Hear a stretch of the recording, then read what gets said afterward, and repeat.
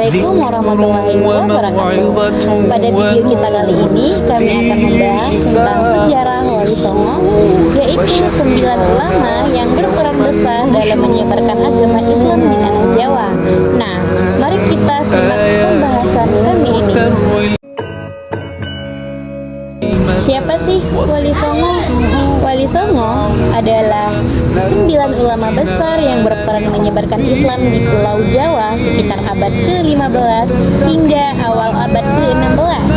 Nah, mereka bukan hanya pendakwah, akan tetapi juga memimpin masyarakat, penasihat kerajaan, pendidik, dan pembangun peradaban Islam. Nah, mengapa Wali Songo memimpin?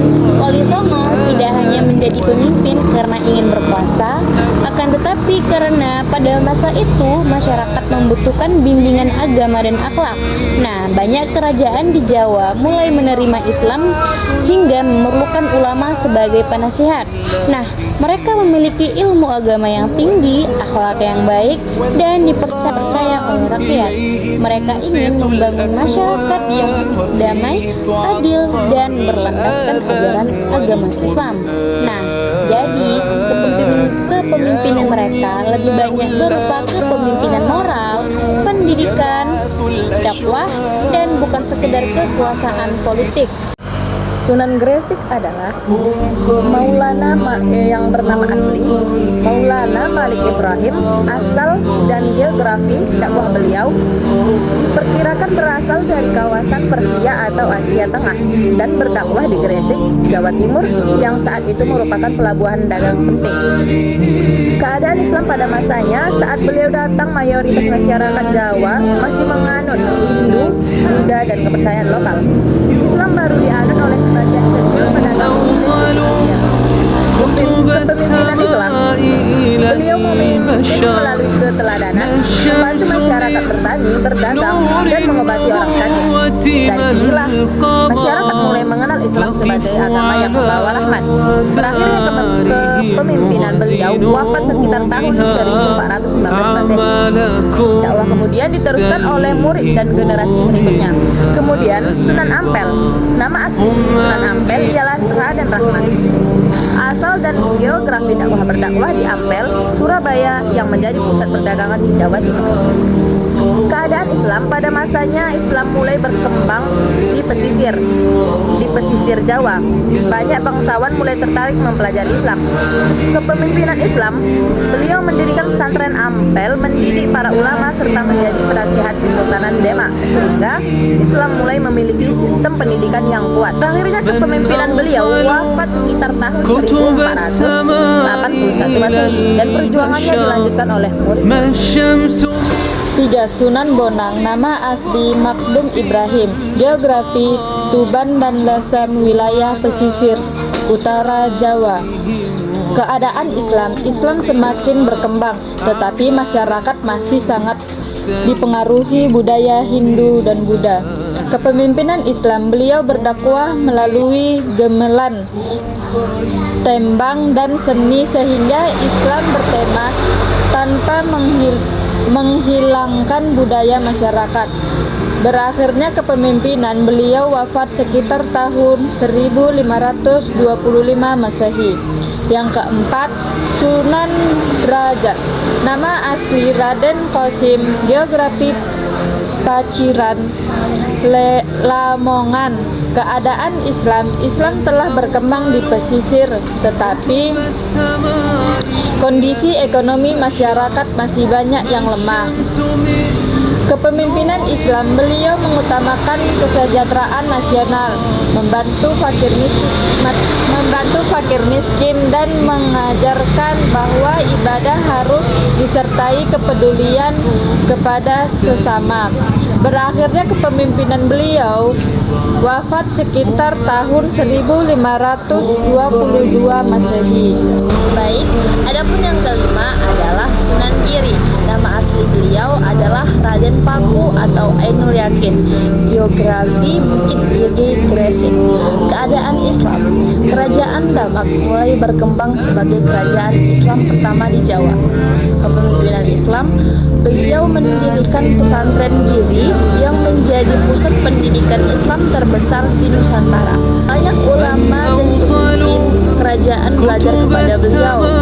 Berakhirnya kepemimpinan beliau karena beliau berubah wafat pada tahun 1506 Masehi.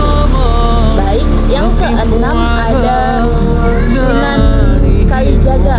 Nama asli beliau adalah Raden Mas Said. Geografi Demak, Kadilangu, dan wilayah Jawa Tengah. Keadaan Islam saat itu adalah Islam telah menjadi agama yang berkembang luas, tetapi budaya Jawa masih sangat kuat. Kepemimpinan Islam beliau memadukan budaya Jawa dengan nilai-nilai Islam melalui wayang, gamelan, dan batik. Pendekatan ini membuat Islam semakin diterima masyarakat. Berakhirnya kepemimpinan beliau karena wafat juga qadarullah pada usia lanjut, dan dakwah diteruskan oleh murid-muridnya. Baik, setelah kita mengetahui Wali Songo yang keenam, sekarang kita akan masuk yaitu tentang Wali Songo yang ketujuh. Nah, siapa sih namanya? Yaitu Sunan Kudus. Nah, nama asli Sunan Kudus ialah Jafar Shadiq. Nah, geografi Kudus atau Jawa Tengah, keadaan Islam pada saat itu Islam berkembang sangat pesat, akan tetapi masih banyak masyarakat Hindu yang tinggal di Kudus. Nah, kepemimpinan Islam pada saat waktu itu beliau menerapkan dakwah yang penuh toleransi, menghormati adat masyarakat, serta membangun masjid Menara Kudus, yaitu menjadikan Menara Kudus tersebut sebagai simbol perpaduan budaya.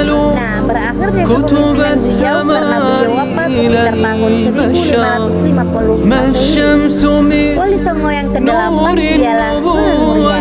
Nah, nama asli Sunan Muria ialah Raden Umar Said. Nah, waktu itu beliau berdakwah di daerah lereng Gunung Muria atau Jawa Tengah. Nah, keadaan Islam waktu itu telah berkembang di kota-kota, akan tetapi belum merata ke desa-desa. Nah, kepemimpinan Islam pada saat beliau ialah waktu itu beliau berdakwah kepada petani, nelayan, dan masyarakat desa, sehingga Islam menyebar hingga ke daerah pedalaman. Berakhirnya kepemimpinan beliau waktu itu karena beliau wafat dan dakwahnya diteruskan oleh murid-muridnya. Kesembilan, Sunan Gunung Jati. Nama asli Syarif Hidayatullah. Geografi Cirebon dan Banten di pesisir utara Jawa Barat. Keadaan Islam berkembang pesat di Jawa Barat melalui jalur perdagangan dan berdirinya Kesultanan Cirebon. Kepimpinan Islam, beliau bukan hanya ulama, tetapi juga Sultan Cirebon. Di bawah kepemimpinannya, Islam berkembang melalui pendidikan, perdagangan, pemerintahan, dan hubungan diplomatik dengan kerajaan lain. Berakhirnya kepimpinan ini, beliau wafat sekitar tahun 1668 Masehi. Kepimpinan Kesultanan Cirebon diteruskan oleh keturunannya. Jadi kesimpulannya itu, pada masa Wali Songo, Islam berkembang secara bertahap dari wilayah pesisir Jawa Timur, kemudian meluas ke Jawa Tengah, hingga akhirnya mencapai Jawa Barat. Keberhasilan mereka bukan karena peperangan, melainkan melalui dakwah yang damai, pendidikan, perdagangan, seni, budaya, dan keteladanan.